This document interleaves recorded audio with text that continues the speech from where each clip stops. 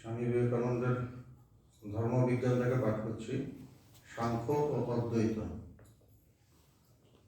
এখানে আমরা যেটা দেখছি কয়েকদিন ধরে যে স্বামীজি সাংখ্য দর্শন নিয়ে ব্যাখ্যা করছেন এবং সাংখ্য দর্শনের যে ভুলগুলো আছে সেইগুলো নিয়ে তিনি আরও এটাকে ডেভেলপ করে মানে বেদান্ত কীভাবে এলো সেই জায়গাটা আনছেন আর কি। তো সাংখ্যের একটা মতবাদ, যেটা সাংখ্যের মতবাদ ছিল, সেটা হলো যে জ্ঞানটা, আমাদের যে জ্ঞান সেটা প্রকৃতির মধ্যেই, মানে সাংখ্যে বলছে না পুরুষ এবং প্রকৃতি দুটো জিনিস থাকে, দুটো বস্তু, একটা হলো পুরুষ, একটা হলো প্রকৃতি। বলছে পুরুষ একদম নির্গুণ, নিষ্ক্রিয়, সাক্ষী, আর এই যে জ্ঞান ট্যান যা কিছু আছে সব প্রকৃতির মধ্যেই। ওই জায়গাটা কন্ট্রাডিক্ট করেছে বেদান্তে। স্বামীজি বলছেন যে তা নয়, বেদান্ত মানে দুটো ব্যাপার আছে, জ্ঞানের দুটো দিক আছে। একটা হলো সেই পরম জ্ঞান যেটা সাক্ষী স্বরূপ ব্রহ্ম যাকে বলছে, আর আরেকটা হচ্ছে আমাদের জাগতিক জ্ঞান বা আমাদের যে জ্ঞানটা আমার মনের সাথে মিশে জগতের নানা কিছুকে জানে, সেই জ্ঞান। বলছে সেইটা প্রকৃতির মধ্যে, যেটা জগতের মধ্যে মানে মনের সাথে মিশে জগৎটাকে জানছে, নানা কিছু জানছে, সেটা কিন্তু সব কিছুকে প্রকাশ যে করছে আসল জ্ঞান, সেইটা কিন্তু সেই পুরুষেই আছে বা ব্রহ্মেই আছে। এই জায়গাটায় সাংখ্যের সাথে বেদান্তের একটু তফাৎ হচ্ছে। তারপর আরেকটা বিষয়, এরপর আর মানে এরকম তিনটে মেইন বিষয় নিয়ে কথা হয়েছে আর কি, যে তিনটে বিষয় নিয়ে বেদান্তটা একটু ডিফার করে সাংখ্যের সাথে। তো সেকেন্ড যেটা মতবাদ সেটা হলো, বলছেন যে কপিলের সহিত আমাদের দ্বিতীয় বিষয়ের মতভেদ, তাহার ঈশ্বর বিষয়ক ধারণা লইয়া। বলছে দ্বিতীয় ভেদটা কোথায়? কপিল মুনি বলছেন যে ঈশ্বর বলে কাউকে স্বীকার করা দরকার নেই। সাংখ্যে বলছে ঈশ্বর বলে আলাদা করে স্বীকার করা দরকার নেই, কেননা ঈশ্বর বলতে আমরা কি বুঝি? যিনি সৃষ্টি স্থিতি পালন করেন। তো সেখানে প্রকৃতিকেই বলে, প্রকৃতি থেকেই সবকিছু সৃষ্টি হচ্ছে, এই বিশ্ব ব্রহ্মাণ্ড যা কিছু প্রকৃতি থেকেই সৃষ্টি হচ্ছে। সুতরাং যেটা প্রকৃতি থেকে সৃষ্টি হচ্ছে, যদি প্রকৃতিকে আমরা স্বীকার করেই নিচ্ছি, তাহলে আলাদা করে ঈশ্বরের অস্তিত্ব আর স্বীকার করা দরকার হচ্ছে না। এটা হলো সাংখ্যের মত। এখানেও বেদান্ত একটু খণ্ডন করে। তো সেইটা সম্পর্কে এখন স্বামীজি বলবেন। বলছে তাহার ঈশ্বর বিষয়ক ধারণা লইয়া, যেমন বেষ্টি বুদ্ধি হইতে আরম্ভ করিয়া বেষ্টি শরীর পর্যন্ত এই প্রাকৃতিক শান্ত প্রকাশ শ্রেণীর পশ্চাতে উহাদের নিয়ন্তা ও স্বরূপ আত্মাকে স্বীকার করা প্রয়োজন, সমষ্টিত বৃহৎ ব্রহ্মাণ্ডেও সমষ্টি বুদ্ধি, সমষ্টি মন, সমষ্টি সূক্ষ্ম ও স্থূল জড়ের পশ্চাতে তাহাদের নিয়ন্তা ও শাস্তা স্বরূপ কে আছে, আমরা তাহাকে এই কথা জিজ্ঞাসা করিব। বলছে ব্যষ্টি, যে ব্যষ্টি বলতে আমরা ইন্ডিভিজুয়াল যে মানুষ, আর সমষ্টি মানে টোটাল, অল টোটাল। তো সেরকম ভাবে বলছে যে আমাদের একটা মানুষকেই যদি ধরি, আমরা নিজেদের যদি ধরি, এখানে কি কি আছে? আমাদের স্থূল শরীর, সূক্ষ্ম শরীর, তার পেছনে কারণ শরীর, তার পেছনে সেই ব্রহ্ম। আমরা এগুলো স্বীকার করি যে এই স্থূল শরীর, সূক্ষ্ম শরীর, কারণ শরীরের পেছনেও বা সমস্ত কিছুর পেছনে কেউ একজন আছে। এই যে আমাদের বেষ্টি শরীর, এই যে আমরা মানুষ, তার পেছনে তারও ভেতরে কেউ একজন যে এটাকে নিয়ন্ত্রণ করছে, এই আমার শরীরটাকে, আমার মনটাকে যে নিয়ন্ত্রণ করছে, কেউ একটা এরকম একটা শক্তি আমরা স্বীকার করে নিচ্ছি, সাংখ্যে স্বীকার করে নিচ্ছি। বলছে সেটা যদি আমরা স্বীকার করি, তাহলে সমষ্টি শরীর, সমষ্টির ক্ষেত্রেও তো বেষ্টি যদি থাকে সমষ্টিও থাকবে। তো সমষ্টি স্থূল শরীর, সমষ্টি সূক্ষ্ম শরীর, তারপর বলছে যে এই সমষ্টি বৃহৎ ব্রহ্মাণ্ডেও সেরকম সমষ্টি বুদ্ধি, সমষ্টি মন, সমষ্টি সূক্ষ্ম ও স্থূল জড়ের পশ্চাতে, সমষ্টির পেছনেও কেউ একজন থাকবে। শুধু বেষ্টির পেছনে কেউ একজন থাকবে আমরা স্বীকার করছি, তাহলে সমষ্টির পেছনে যে কোনো সেরকম কেউ একজন আছে যে সমষ্টিটাকেও কন্ট্রোল করে, সেরকম আমরা স্বীকার করবো না কেন? এটাই বলছেন যে আমরা তাহলে জিজ্ঞেস করব যে সমষ্টি ব্রহ্মাণ্ডেও সমষ্টি বুদ্ধি, সমষ্টি মন, সমষ্টি সূক্ষ্ম ও স্থূল জড়ের পশ্চাতে তাহাদের নিয়ন্তা ও শাস্তাস্বরূপ কে আছে, আমরা তাহাকে এই কথা জিজ্ঞাসা করিব। আমরা তাকে জিজ্ঞেস করবো যে তাহলে সমষ্টির পেছনে কে আছে? বেষ্টির পেছনে তো আছে, তাকে আমরা ধরছি। এই সমষ্টি বুদ্ধি আদি শ্রেণীর পশ্চাতে উহাদের নিয়ন্তা ও শাস্তাস্বরূপ এক সর্বব্যাপী আত্মা স্বীকার না করিলে ওই শ্রেণী সম্পূর্ণ হইবে কি রূপে? বলছে শুধু বেষ্টিতেই স্বীকার করবো, সমষ্টিতে যদি স্বীকার না করি তাহলে এটা কিভাবে হয়? এটা তো হতে পারে না। সেখানেও একজন সর্বব্যাপী আত্মা আমাকে স্বীকার করতে হবে। যদি আমরা অস্বীকার করি সমুদয় ব্রহ্মাণ্ডের একজন শাস্তা আছেন, তাহা হইলে ওই ক্ষুদ্রতর শ্রেণীর পশ্চাতেও যে একজন আত্মা আছেন ইহা অস্বীকার করিতে হবে। বলছে ব্রহ্মাণ্ডের পেছনে একজন আত্মা আছেন যদি স্বীকার না করি, তাহলে বেষ্টির পেছনে একজন আত্মা আছে এটা আমরা স্বীকার করবো কিভাবে? স্বীকার করা যায় না তো। যেটা বড়ভাবে নিয়ম হবে, ছোট ক্ষেত্রে তো সেটাই নিয়ম হবে, নিয়ম তো আলাদা হবে না, একই নিয়মে হবে। একই নিয়মে বড়টা হচ্ছে টোটালের মধ্যে হচ্ছে, একই নিয়মে ছোট ছোট ইয়েতে হচ্ছে। যে আকাশ এই বিশ্ব ব্রহ্মাণ্ডে আমরা তাকিয়ে যখন ওপরে দেখি, অখণ্ড অনন্ত আকাশ দেখি, সেই আকাশই তো প্রতিটা ঘরের মধ্যে ছোট ছোট স্পেস, একই তো আকাশ, আলাদা তো নয়। তো সেরকম এই যে বেষ্টির পেছনে যে আত্মা যদি স্বীকার করি, সমষ্টির পেছনে আত্মা স্বীকার করব না কেন? তাহলে ক্ষুদ্রতর শ্রেণীর পশ্চাতেও যে একজন আত্মা আছেন ইহা অস্বীকার করিতে হইবে, কারণ সমস্ত ব্রহ্মাণ্ড একই নির্মাণ প্রণালীর কোনো কণিকতা মাত্র। একইভাবে তাকে তৈরি করা হয়েছে, বিশ্ব ব্রহ্মাণ্ড একইভাবে তৈরি হয়েছে। যেভাবে ক্ষুদ্র ব্রহ্মাণ্ড তৈরি হয়েছে সেইভাবে বৃহৎ ব্রহ্মাণ্ড তৈরি হয়েছে। আমাদের ভারতীয় ইয়েতে বলে না, যা নেই ভাণ্ডে তা নেই ব্রহ্মাণ্ডে, একটা কথা হয়। একই আমরা একতাল মাটিকে জানিতে পারিলে সকল মৃত্তিকার স্বরূপ জানিতে পারিব। যেমন এইখানে যদি একটু মাটি নিয়ে আমি সেটাকে অ্যানালাইসিস করি, তার মধ্যে কি আছে, কোন কেমিক্যাল আছে, তাহলে আমেরিকার মাটিতে কি আছে একই জিনিস থাকবে, আলাদা তো হবে না। সিস্টেম তো একই, প্রসেস একই জিনিস থাকবে। হ্যাঁ, কোথাও কোনো কেমিক্যাল একটু কম থাকতে পারে, কোথাও একটু বেশি থাকতে পারে, কোথাও বালির পরিমাণ বেশি থাকতে পারে, কোথাও জলের পরিমাণ বেশি থাকতে পারে, কোথাও কম থাকতে পারে, এইটা তফাৎ হবে। কিন্তু কোথায় কোন মানে জিনিসগুলো আছে, এলিমেন্টগুলো তো সেম থাকবে। মাটির ক্ষেত্রে যা, জলের ক্ষেত্রে জল, এখানে মানে কলকাতার জল যদি H2O হয়, রাশিয়ার জল H2Oই হবে, অন্য কিছু হবে না। যদি আমরা একটি মানবকে বিশ্লেষণ করতে পারি তবে সমগ্র জগৎকে বিশ্লেষণ করা হইল। সেরকম ভাবে আমরা যদি একজন মানুষকে যদি ভালো করে বিশ্লেষণ করি, আমি সারা পৃথিবী যত মানুষ আছে সবার বিশ্লেষণ করে নিচ্ছি, করতে পারবো। সবাইকে তো আলাদা আলাদা করে বিশ্লেষণ করা দরকার নেই। যেমন এই যে কোভিড এসেছিল, তো যার কোভিড হয়েছে মানে যারা রিসার্চ করে তারা একজনকে নিয়েছে, তার ব্লাড টাড নিয়ে পুরো চেক করেছে, করে কোভিড বস্তুটা কি তারা বুঝেছে। পৃথিবীর যত মানুষের কোভিড হয়েছে সবারটা তো তারা ওইভাবে রিসার্চ করেনি। হ্যাঁ, টেস্ট করেছে, সেটা আলাদা, সেটা আছে কি নেই সেটা বোঝার জন্য। কিন্তু ওটার ভেতরে কি আছে, কি হয়, কোভিড বস্তুটা কি, এটা বোঝার জন্য একজনের একটা স্যাম্পল নিলেই তো হলো, ওইটা নিয়ে ভালো করে অ্যানালাইসিস করলেই হলো। একই, আলাদা করে করতে হয় না। কেন ওখানেও যা আছে এখানেও কোভিড হলে তাই হবে, খুব একটা তফাৎ হবে না, কারণ সবই একই নিয়মে নির্মিত।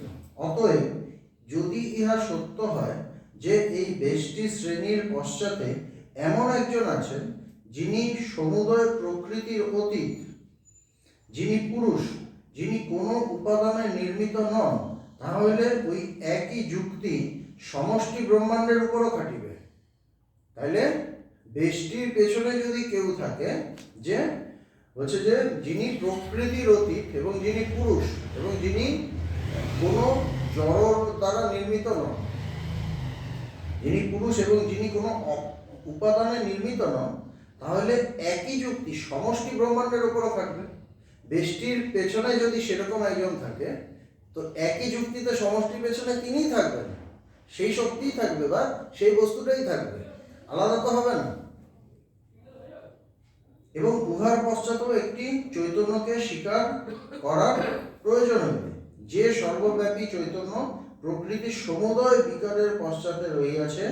বেদান্ত তাহাকে সকলের নিয়ন্তা ঈশ্বর বলেন। এইখানে এলো ঈশ্বরের কনসেপ্ট। বলছে যিনি ব্যষ্টির পেছনে আছেন সেই আত্মা, তাকে বলছে জীবাত্মা। কিন্তু যে আত্মা এই সমষ্টি ব্রহ্মাণ্ডের পেছনে আছে তাকে বলছে ঈশ্বর, সকলের নিয়ন্তা, সমস্ত কিছুর নিয়ন্তা ঈশ্বর।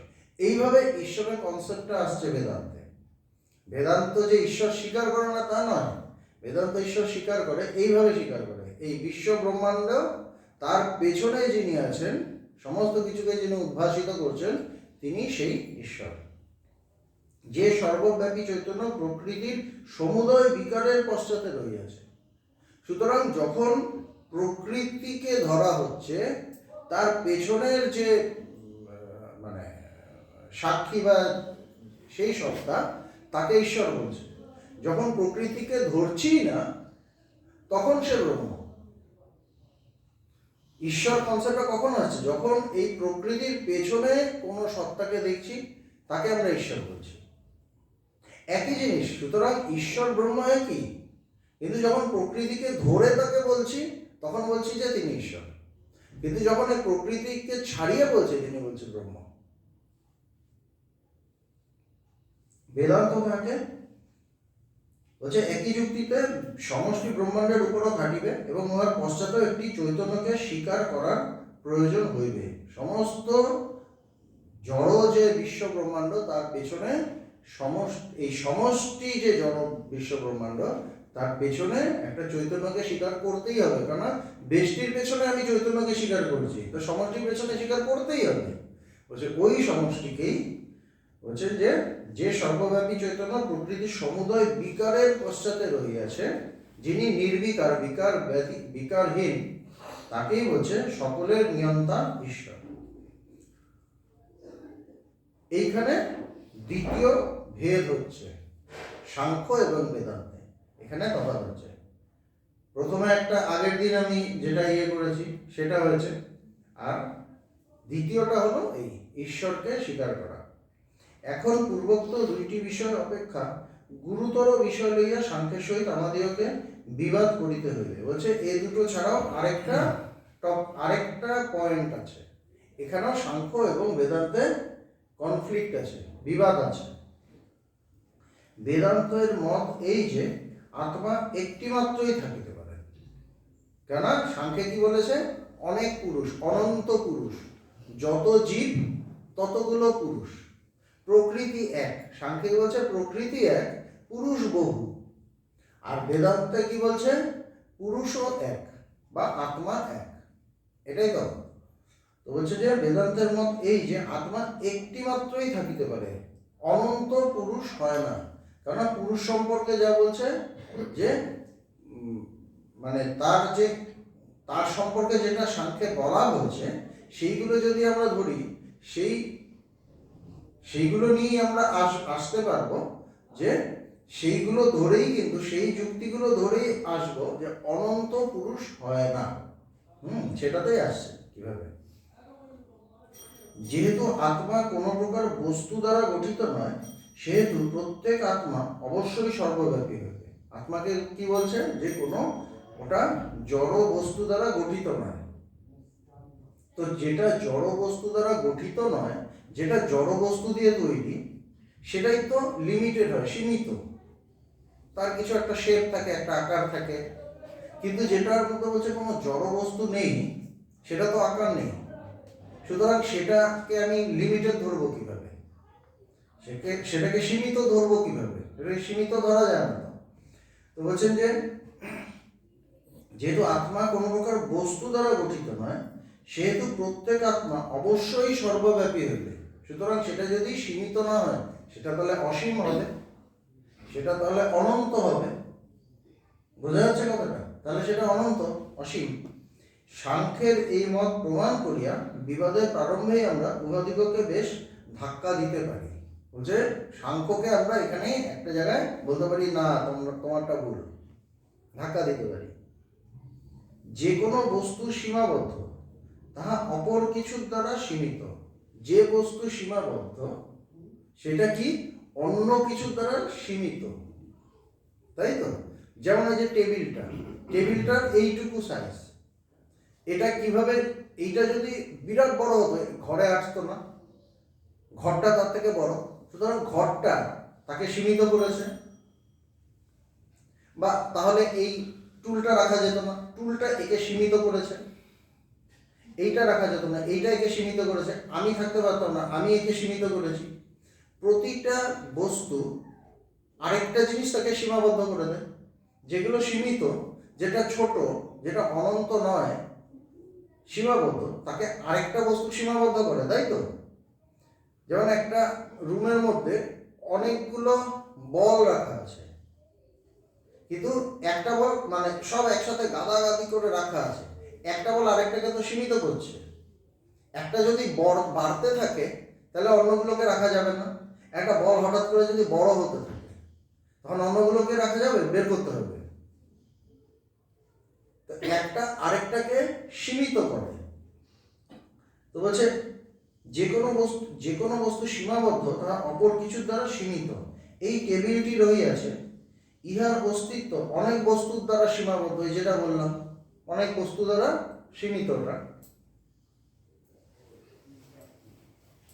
আর সীমাবদ্ধ বস্তু বলিলেই পূর্ব হইতেই এমন একটি বস্তুর কল্পনা করিতে হয় যাহা উহা সীমাবদ্ধ করিয়াছে। যদি কোনো জিনিসকে আমি বলি ওটা একটা সাইজ আছে বা সীমিত, তখন আমাকে কল্পনা করতে হয় চারপাশে আরো কিছু জিনিস আছে যেটা তাকে সীমিত করেছে। অটোমেটিক কল্পনাটা এসেই যায়, অটোমেটিক হয়। যদি আমরা দেশ সম্বন্ধে চিন্তা করিতে চাই তবে তাহাকে একটি ক্ষুদ্র বৃত্তের মতো চিন্তা করিতে হয়, কিন্তু তাহারও বাহিরে আরো দেশ রয়েছে। যদি ভারত সম্পর্কে চিন্তা করি, মানচিত্রে ম্যাপে দেখছি ভারত, তাহলে দেখবো এরকম একটা মানচিত্র। তখন আমাকে চায়নার কথা ভাবতে হয়, এদিকে বাংলাদেশ, ওইদিকে পাকিস্তান, ওইদিকে আফগানিস্তান, এদিকে শ্রীলঙ্কা, সব কিছু কথা ভাবতে হচ্ছে। এদিকে সমুদ্র, 3টে সমুদ্র, বে অফ বেঙ্গল, এদিকে আরব সাগর, এদিকে ভারত মহাসাগর, সব কিছু ভাবতে হচ্ছে। সবই তাকে সীমিত করছে, তাই না? যখনই দেশ একটা জায়গার কথা ভাবছি, অন্য জায়গাগুলো তাকে সীমিত করছে। আমি যদি ওয়েস্ট বেঙ্গলের কথা ভাবি, এদিকে উড়িষ্যা, ওইদিকে আসাম, ওইদিকে এই, ওইদিকে সেই, এগুলোই চলতে থাকে, একটা আরেকটাকে সীমিত করে। বোঝা গেল? এগুলো বুদ্ধির ব্যাপার, কিন্তু ভাবতে হবে। যদি আমরা দেশ সম্বন্ধে চিন্তা করিতে চাই তবে উহাকে ক্ষুদ্র বৃত্তের মতো চিন্তা করিতে হয়, কিছু একটা সাইজ, এরকম ছোট্ট একটা বৃত্তের মতো। অন্য জিনিসগুলো তাকে সীমিত করেছে। আমরা অন্য কোনো উপায়ে সীমাবদ্ধ দেশের বিষয় কল্পনা করিতে পারি না। সীমাবদ্ধ ভাববো কিন্তু অন্য কিছুর কথা ভাববো না, সেটা কিন্তু হবে না। যে আমি সীমাবদ্ধ কোনো কিছুর কথা ভাবছি, আমার পাশের জিনিসগুলোর কথা এমনি মাথায় চলে আসবে, যেগুলো তাকে ছাড়িয়ে আছে, এমনি আসবে। উহাকে কেবল অনন্তের মধ্যে দিয়ে বুঝা অনুভব করা যাইতে পারে। বলছে কি, যখনই একটা সীমিত, তখনই আমাকে অনন্তকে ভাবতে হয়। ওর পাশে অনন্ত আছে। একটা জিনিস সীমিত, যেই ভাবছি এইদিকে অনন্ত, ওইদিকে অনন্ত, সব দিকে অনন্ত, আরো কিছু আছে কিন্তু অনন্ত আছে, তার মধ্যে ওটা এইটুকু, এরকমই তো ভাবি। সুতরাং সীমিত যেই ভাবছি তখনই অনন্তর কনসেপ্টটা ভেতরে চলে আসছে অজান্তেই। ভালো করে চিন্তা করবেন, অটোমেটিক হয়।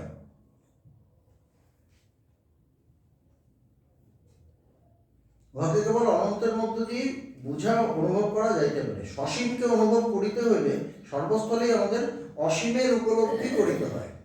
যেখানে সসীমকে সীমিত কিছুর উপলব্ধি করছি, সেখানে অসীমের ভাবটা এসেই যাচ্ছে, অটোমেটিক হবে। হয় দুটিকেই স্বীকার করিতে হয়, নাহলে কোনোটিকেই স্বীকার করা চলে না।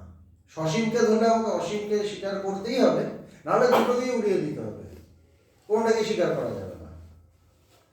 হয় দুটি স্বীকার করিতে হয়, নতুবা কোনোটিকেই স্বীকার করা চলে না। যখন আপনারা, এটা হলো দেশ সম্পর্কে, বলছে যখন কাল সম্বন্ধে চিন্তা করেন তখন আপনাদেরকে নির্দিষ্ট একটা কালের অতীত কাল সম্বন্ধেও চিন্তা করিতে হয়। আমি বললাম যে না, আজকে আশ্রমে যাব, কতক্ষণ থাকতে হবে? 6:30 থেকে এই 6:45। এই এই যে কালটা সম্পর্কে ভাবছি, তখন কিন্তু তার আগে এতটা সময়, তার আগে এতটা সময়, এগুলো কিন্তু আমি ভেবে নিচ্ছি, অটোমেটিক ভাবছি, তার মধ্যে থেকে এটুকু ভাবছি। সুতরাং অনন্ত ওইদিকে, এইদিকে অনন্ত, ওইদিকে অনন্ত, চারদিকে অনন্ত, মধ্যে একটা সীমিত কিছু, এইভাবে ভাবছি। কালের ক্ষেত্রেও তাই।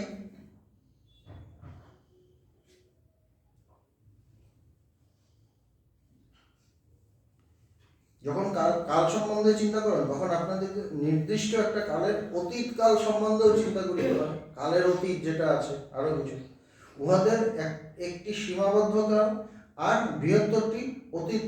বৃহত্তরটি অসীম কাল। একটা সীমাবদ্ধ, যে 5টা থেকে 6:30 থেকে 6:45।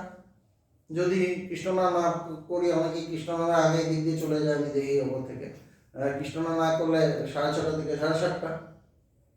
তো যেই আমি চিন্তা করছি তখন এদিকে অনন্ত, ওইদিকে অনন্ত, মানে অসীম কাল হয়ে যাচ্ছে। যখনই আপনারা সসীমকে অনুভব করিবার চেষ্টা করিবেন তখনই দেখিবেন উহাকে অসীম হইতে পৃথক করা অসম্ভব। যখনই সসীম কিছুকে ভাবছি, অনন্ত থেকে তাকে অসীম থেকে পৃথক করা যায় না, আলাদা করা যায় না। ওটার মধ্যেই একটা ছোট্ট পার্ট নিয়ে থাকে, অসীমের মধ্যেই একটা ছোট্ট পার্ট নিয়ে সসীমকে চিন্তা করছি, তাই তো? যদি তাহাই হয় তবে আমরা তাহা হইতেই প্রমাণ করিব যে এই আত্মা অসীম ও সর্বব্যাপী। সুতরাং বলছে না যে আত্মা অনেক বা পুরুষ অনেক, সাংখ্যে বলছে যে এইভাবে ভাবা যায় না, অসীমকে ভাবতেই হবে। ওইভাবেই মানে ইয়েটা আসে যে আত্মা অসীম এবং সর্বব্যাপী, সব জায়গায় ছড়িয়ে আছে। এখন একটি গম্ভীর সমস্যা আসিতেছে। এইবার আরেকটা সমস্যা কি বলছেন?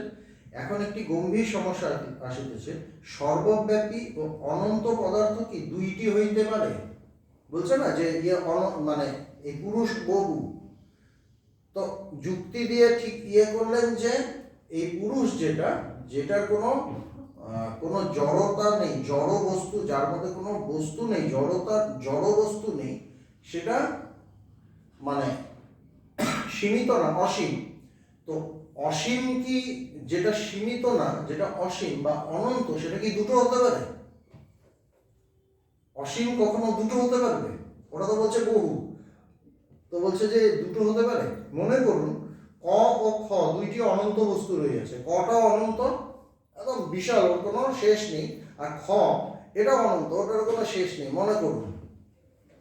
তাহলে অনন্ত খকে সীমাবদ্ধ করি, একটা অনন্ত আরেকটা অনন্তকে তো সীমিত করে দেবে।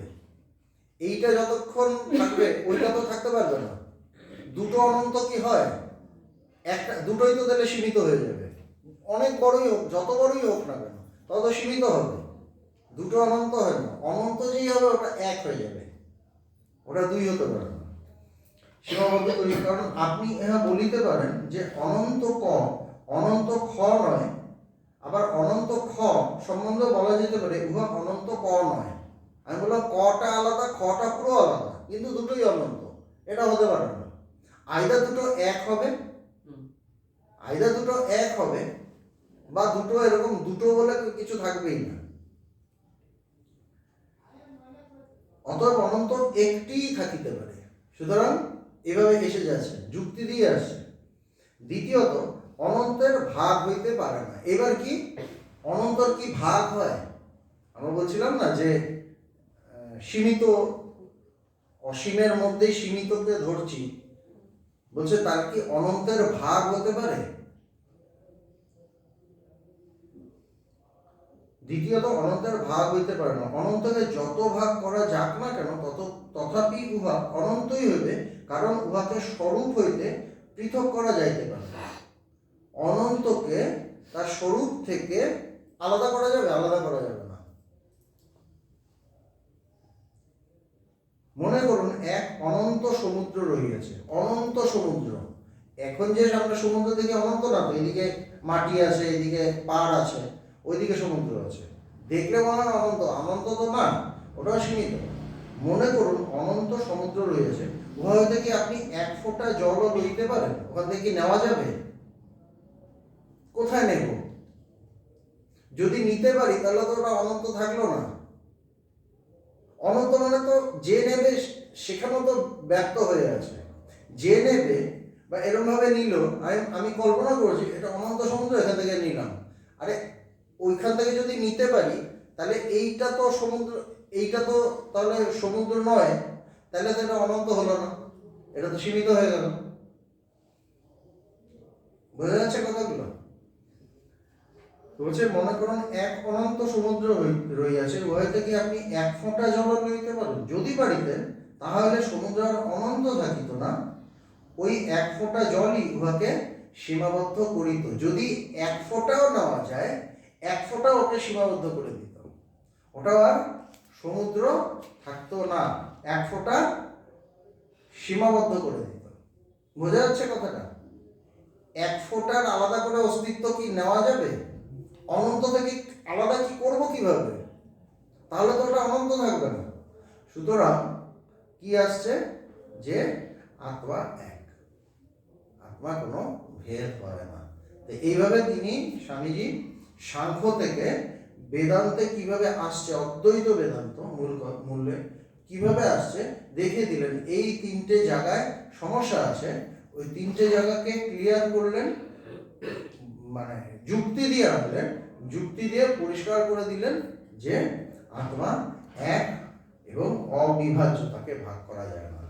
এবং যাকে ভাগ করা যায় না তাহলে বুঝতে হবে যে আমাদের বেদান্ত সোসাইটিতে যেটা ভগবান ভাবাদর্শের প্রথম কথা, আত্মা ব্রহ্ম ভগবান ব্যতীত দ্বিতীয় বস্তু নেই। সেই একই বস্তু হচ্ছে, একই আছে, দুই নেই, দুই কখনো হয়নি। এটাই বেদান্তের চরম কথা।